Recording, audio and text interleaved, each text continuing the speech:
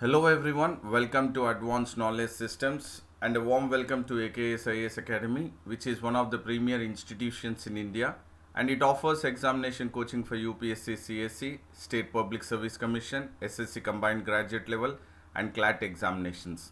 And about me, I'm Sandeep Bhushan and my credentials are I have 10 years of teaching experience for civil services. I take up international relations and internal security and the analysis of the Hindu newspaper, that is the DNA of the Hindu of today's, that is February 3rd, 2021.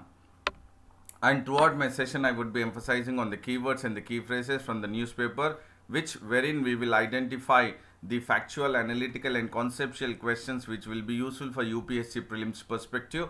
And while you imbibe the keywords and the key phrases in your answer writing for the mains examination, your answers would be precise and concise and you would score higher marks in the mains examination. So therefore, this session at AKS IAS Academy Daily News Analysis will help you to crack both the prelims and mains of 2021.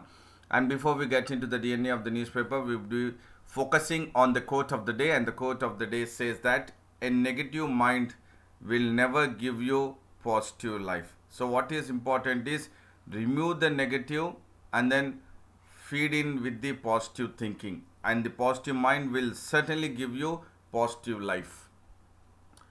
And now we'll get into the analysis of the Hindu newspaper, and here we would be talking about the port projects, Sri Lanka port project.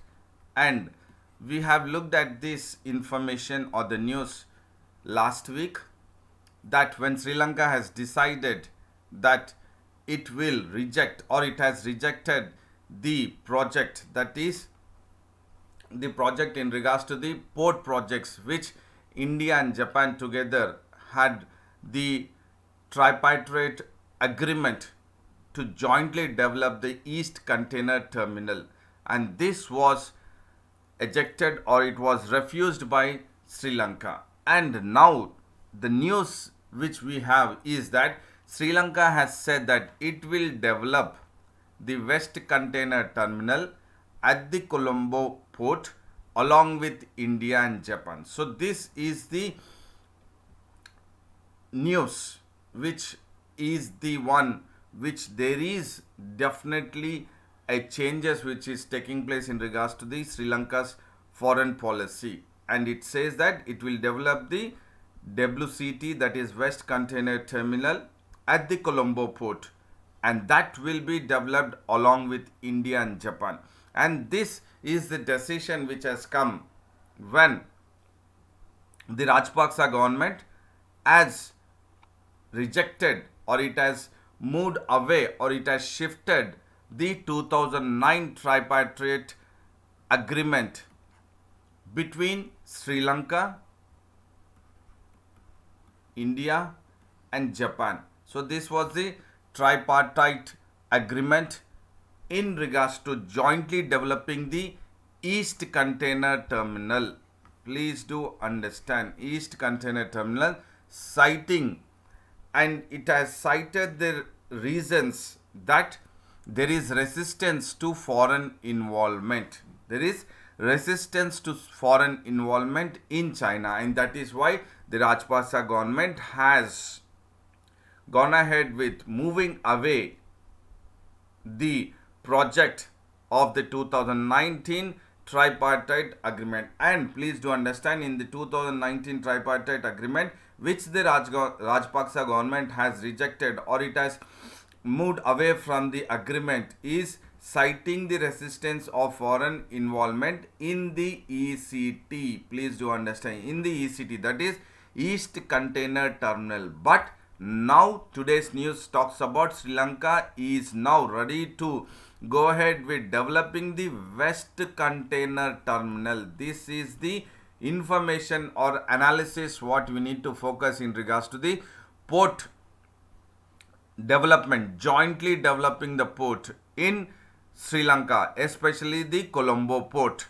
Now the Sri Lanka said that it will develop the West Container Terminal along with India and Japan. But in regards to the 2019 tripartite agreement, it has moved away from the agreement, citing the resistance from foreign involvement, wherein then it was Sri Lanka, India and Japan jointly they would develop the East Container Terminal. Now Sri Lanka is ready for developing the West Container Terminal along with India and Japan. But now it has ejected this.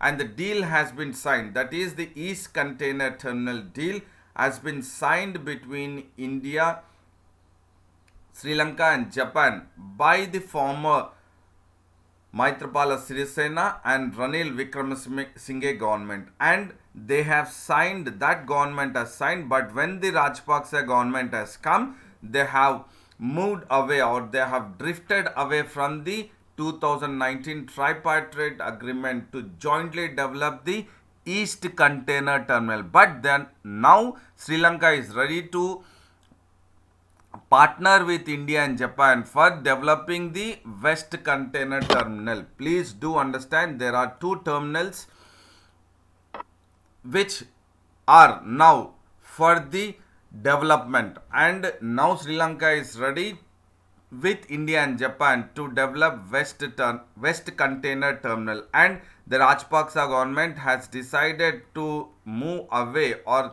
shift away from the tripartite agreement which talks about jointly developing the East Container Terminal. So you have East Container Terminal and West Container Terminal. Please do not get confused if a question is asked in the UPSC for prelims perspective about West Container Terminal and the East Container Terminal. East Container Terminal was signed by the Maithripala Sirisena Ranil Wickremesinghe government but rejected by the Rajapaksa government, and now the same government is ready to develop or to work with India and Japan in the developing of West Container Terminal. And the Rajapaksa government has offered India and Japan the West Container Terminal as an alternative. Please do understand, because it is not ready or it has moved away from the tripartite agreement of 2019 of developing the East Container Terminal. But now the Rajapaksa government has offered India and Japan the West Container Terminal, developing the West Container Terminal as an alternative, wherein now India and Japan can get into the mode of developing the West Container Terminal with an higher stakes. This is important.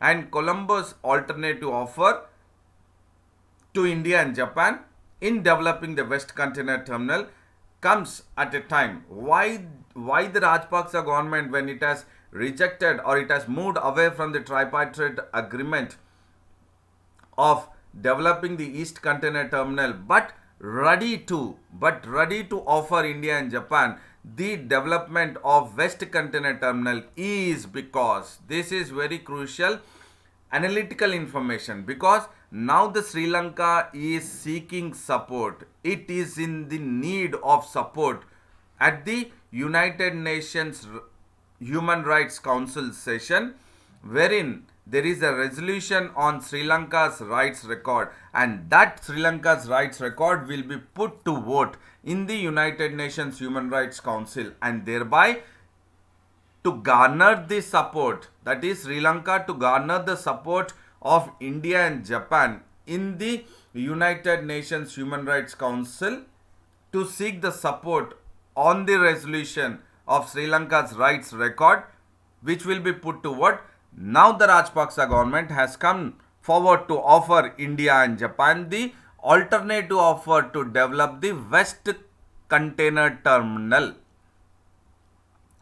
This is the analysis which you need to understand between the East Container Terminal, which has been Sri Lanka has drifted away, and offering an alternative to develop the West Container Terminal. And when we focus at the East Container Terminal project, which has been agreed earlier by the Maithripala Sirisena and Ranil Wickremesinghe government, earlier had with the Sri Lankan Ports Authority, and that Sri Lankan Port Authority has an hold of 51 percentage of development in the East Container Terminal, which is that Sri Lankan Ports Authority had 51 percentage of its. And if you look at this, is the project site East Container Terminal. So this one is the one which has been signed between Sri Lanka, Japan and India in 2019, but now the Rajapaksa government has pulled out of the East Container Terminal, this area. But as an alternative, it is giving the India and Japan an offer with an higher stakes to develop the West Container Terminal. Please do understand, it doesn't want India and Japan to be part of the East Container Terminal, this site, but it wanted, or it would provide this site for the development for both India and Japan along with Sri Lanka. And you have this South Terminal and Colombo Harbour. You have a harbour here. Along with that, you have the another or other terminals, that is Unity Container Terminal and JR Terminal. And this could be a geography map based question, that the question by the UPSC can be framed as part of the current affairs, linking it with the geography map based. So which among the following, or trace the West Terminal and the East Container Terminal at the Colombo port of Sri Lanka. So you have an understanding now, not only from current affairs, not only because of the port development or India's foreign policy, but also from the geography map based. And now we'll look at what, or we will focus at the West Container Terminal. What does it mean? And here in the West Container Terminal proposal, which Sri Lanka has put forward as an alternative, now it wanted India and Japan to have an higher stakes with 85 percentage. Please do understand, earlier it was the Sri Lankan Ports Authority had 51 percentage in the East Container Terminal, but in the West Container Terminal, Sri Lanka would wish India and Japan to have higher stakes with 85 percentage. And you have the Colombo International Container Terminal, as I was talking about this Colombo Harbour, this part. So you have the Colombo International Container Terminal, where that has been developed by China Merchants Ports Holding Company Limited. And this China's company, or the China Merchants Port Holding Company Limited, also has the highest stakes in the Colombo International Container Terminal. There is another terminal apart from East Container Terminal and West Container Terminal. You have another terminal called as, that is the container terminal called as Colombo International Container Terminal, and this is now developed by China Merchants Port Holdings Company Limited with 85 percentage. And the West Container Terminal, which now has been provided as an alternative offer to India and Japan, is to be built from scratch, and thereby it requires higher investments, and that is why Sri Lanka is now according higher stakes in the West Container Terminal. And this West Container Terminal is adjacent to Colombo International Container Terminal. This we are talking about. West Container Terminal is adjacent to the Colombo International Container Terminal and just couple of kilometers away from the China-backed port city. These are very crucial information for mains analytical point of view, because this China-backed port city is built on a reclaimed land by China, and thereby this is, or the West Container Terminal, which an alternative proposal which has been put forth by Sri Lanka to India and Japan, is definitely a challenge, because it is just a couple of kilometers away and it is adjacent to the Colombo International Container Terminal, and it is just away from China backed port city, and this is strategically a desirable spot for India, and whose concerns over China's presence in Sri Lanka, and that is what is strategically a necessity for India to focus on the Colombo International Container Terminal, which is being developed by China Merchants Ports Holding Company Limited. And this from international relations we can focus from. And there is another news which talks about spectrums auction. So this is a keyword which you need to focus for prelims as also from the mains perspective. And the telecom spectrum auction has been taken up by the union government, and it has been concluded. And once it has concluded the telecom spectrum auction, the center has garnered, or it has collected a revenue which is a whooping one, which is 77,814.8 crores in just a 2 days or 1.5 day. And this amount, which is 77,814.8 crore, which it has garnered through the telecom spectrum auction, has exceeded the expectation of even the government and many analysts. And this spectrum auction or the telecommunications now have focused on, through this spectrum auction, the telecommunications have focused on renewing expiring spectrums, and they are focused on consolidating the holdings in the select bands. So the importance of the auction by the telecommunications is to renew the expiring spectrum and to consolidate the holdings, that is of the spectrum holdings in the select banks.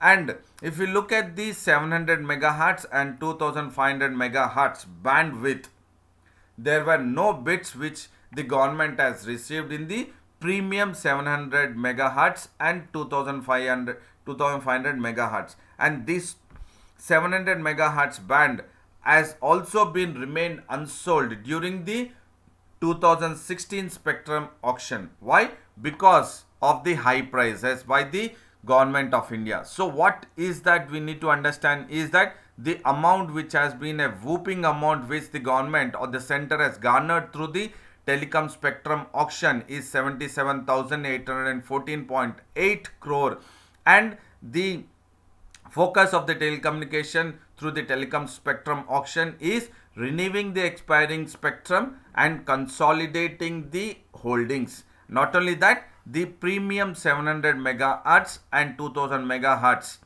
no bids were received, and even in 2016 700 megahertz were remained unsold. And in the entire bidding, it was Reliance Jio which was the biggest bidder in the telecom spectrum auction, which it has acquired 488.35 megahertz of spectrum with 57,122.65 crore rupees. And next followed by Bharti Airtel, which it has acquired 355.45 megahertz of spectrum with 18,698.75 crore rupees. And followed, and next is the one which is Vodafone Idea, which has acquired 11.8 megahertz of airways for 1,993.4 crores. And this spectrum will be assigned to all the bidders, that is 7 bidders who have been participating or participated in the telecom spectrum auction. This will be assigned to all the bidders for a period of 20 years. And we have looked at the telecom or they have focused in the telecom spectrum auction. The focus was renewing the expiring spectrum and consolidating the holdings. And by renewing the spectrum or expiring spectrum and consolidating the holdings, the quality of service and customer experience is expected to improve, so that they will have, or by consolidating, they will, the telecommunication will have additional spectrum of the network in the telecom service providers, so that the quality of service and customer experience is to be taken into consideration by the telecommunication companies. That is why they have been part of the telecom spectrum auction, and they have consolidated the holdings, and they have also been part of renewing the expiring spectrum. So this is part of the information and technology, and the keyword is spectrum auction. And now we'll focus about what is spectrum, because there could be a probable question in the prelims talking about or focusing on the spectrum itself. So spectrum, we will look at technicality what spectrum means. This is for the benefit of the civil servant aspirants, wherein there is a possibility that the question can be framed on spectrum itself. Which among the following statements are incorrect in regards to the spectrum? The word spectrum. The spectrum, now we'll look at the spectrum relates to radio frequencies, which these radio frequencies are part and parcel of the mobile industry and various other sectors which are part of the communication. So spectrum is the main, what you need to understand is spectrum is radio frequency which are part of the mobile industry and various other sectors of communication. And this word spectrum refers to the range of radio waves as radio frequencies or radio waves which are used in the communication purposes. So the main intention or main purpose of spectrum is used in the communication purposes, and it refers to radio frequencies or radio waves. It includes both FM and AM audio broadcast, and it is also used in the wireless form of communication. When we are talking about various other communication purposes, it is also used in the wireless forms of communication like Bluetooth and Wi-Fi. And the smartphone what we are using also, which has or which relates to the radio waves to transmit data, is also part of the spectrum, or there is a spectrum even in the smartphones, that is in the mobile industry and also in the communication purposes or communications, which can be even wireless and wire forms of communication. And the main important characteristics to understand the spectrum is about the frequency. Please do understand here the main characteristics to understand the spectrum for the prelims perspective and also having a broader conceptual understanding about spectrum is that you need to focus on the frequency. And what is this frequency? That is the number of repetition of waves in a second. So the spectrum, what is the characteristics of a spectrum is a frequency. And what is a frequency? It is the number of repetition of waves in a second. And there are various types of frequencies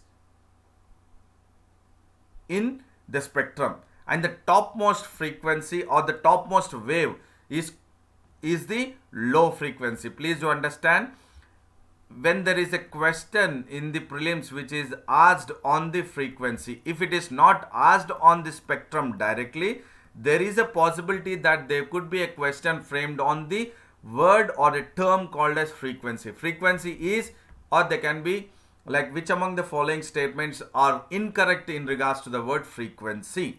So frequency is number of repetition of the wave in a second, and the topmost wave is called as low frequency, and the bottommost wave is called as high frequency. These are the keywords which you need to understand technically for prelims perspective. The topmost wave here, this is the topmost, and this is called as the low frequency wave, and this the bottom most is called as the high frequency wave.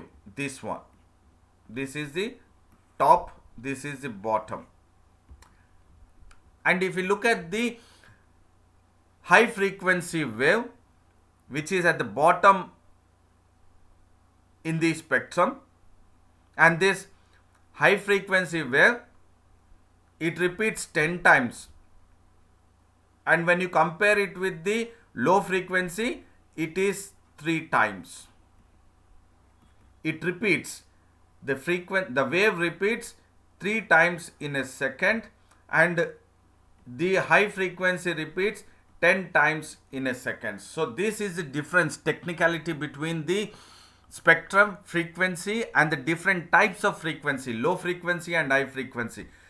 And if you look at the high frequency, that is the bottom of this image or the picture, is the one which travels at a faster pace. And when it travels at a faster, comparing it with the low frequency, and it travels in a straight line. Please do understand, the high frequency, it travels at a faster pace, and lot further it travels, and it travels in a straight line. Thereby, when it is traveling at a faster pace and in a straight line, it needs more energy to travel at the same distance. And this is the technicality of understanding the spectrum and the frequency within the spectrum, that is the number of repetition of the waves in a second. So this is very important from prelims conceptual understanding. Sorry. And now we'll look at the keyword, that is Sansad TV. And the government now has come up that they would merge both the Rajya Sabha and the Lok Sabha TV to be merged together, and it would be now with a new name or new name of television, which the Rajya Sabha TV and Lok Sabha TV is merged, and the new TV which is now in the forefront is the Sansad TV. And the government has been working for the merger of Lok Sabha and Rajya Sabha TV since 2 years. Since 2 years, the government is working, and they have finalized that the merger will take place under a banner that is called as Sansad TV. So you will not have now the Lok Sabha TV and Rajya Sabha TV, but both, as they are being merged together, you will now have only one, that is under banner Sansad TV. And for the Sansad TV, the Chief Executive Officer has been appointed. He is a retired IAS officer, that is Ravi Kapoor. So he is Ravi Kapoor, who has been appointed as the Chief Executive Officer of the new TV, that is Sansad TV. And in 2019, that is in November, there were discussions between the Lok Sabha Speaker, that is Om Birla, and the Rajya Sabha Chairman Venkaiah Naidu. And thereafter, after deliberations between both these people, that is the Speaker and the Vice President, they have formed or they have set up a committee.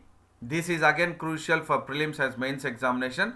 There was a committee which was set up for the merger of the Lok Sabha and Rajya Sabha TV after having deliberations between the Speaker of the Lok Sabha and the Vice President of India. And then they have set up a committee which was headed by the former Prasar Bharati chairman called as Surya Prakash. So Surya Prakash was heading a committee to look into the merger of the Lok Sabha and Rajya Sabha TV. And in turn, the committee headed by Surya Prakash has been submitted a report in February 2020. February 2020, that is last year. And now, once it has been decided that the merger is finalized and Chief Executive Officer has been appointed, and under the banner of Sansad TV, now the Lok Sabha TV, please do understand, Lok Sabha TV would continue the telecast, live telecast of the House proceedings, and also the Rajya Sabha TV. Please do understand, it will continue the telecast of live of the House proceedings both, and also the Rajya Sabha TV.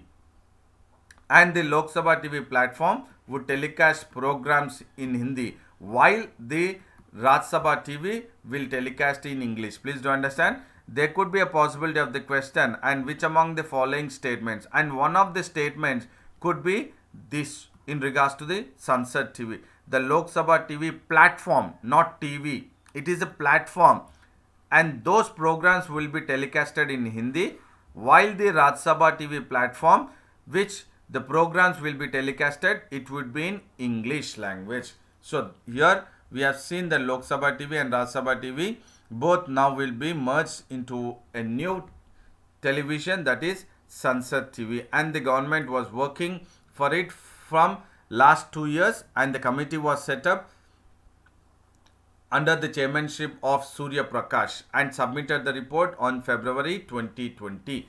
And now we'll focus at another news which will be in regards to the exports and imports. And when we focus on the exports, there is a dip of exports of 0.25 percentage, wherein we have seen the exports have risen in the month of December and January, but now again the exports have dipped. Now we will look at what are the reasons that exports have been shrinking, which has been a constant rise last 2 months, but now it has decreased, or there is a dip in the exports, and at the same time the imports have grown to 7%. So thereby you will certainly have, or we will focus at exports, imports and trade deficit. So these are the three keywords which you need to focus from economy perspective, which will be the conceptual understanding for both prelims and mains examination.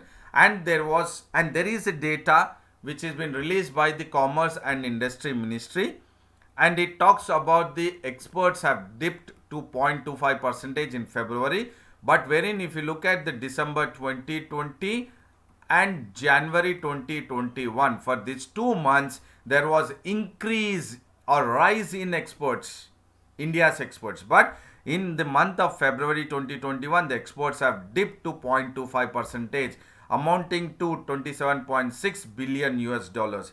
And at the same time, if you focus, exports of the goods have risen to 7%, and it amounts to 40.55 billions. So thereby when the exports have dipped and imports have increased, so what results is trade deficit. So if you look at the trade deficit has now widened to 20.8% from February 2020 till February 2021, and the trade deficit is now 12.88 billion US dollars when it comes to India's exports and imports. And then linking it with the trade deficit, now India has a trade deficit of 25.8%, which amounts to 12.88 billion US dollars. So this is a conceptual understanding about the imports, exports and the trade deficit. And the exporters have blamed the marginal dip in exports of 0.25% in February because of the container shortages. The reason is that the exports have dipped is because of the container shortages, and which we have seen that there is a supply disruption along with the container shortages. There is supply disruption along the country, especially because there is increase of COVID-19 cases in certain states. So the reasons wherein now we will look at, or we are looking at focusing, is the 2 reasons why the exports have dipped in February is because of the container shortages and the supply disruption due to increase of COVID-19 cases in certain states, close to 7 states. And the biggest surge in exports, now if you look at, they are in cereals, oil meals and iron ore. If you look at cereals, 542% surge in exports, and oil meals 244.1%, iron ore 167.8%. Look at the increase of exports.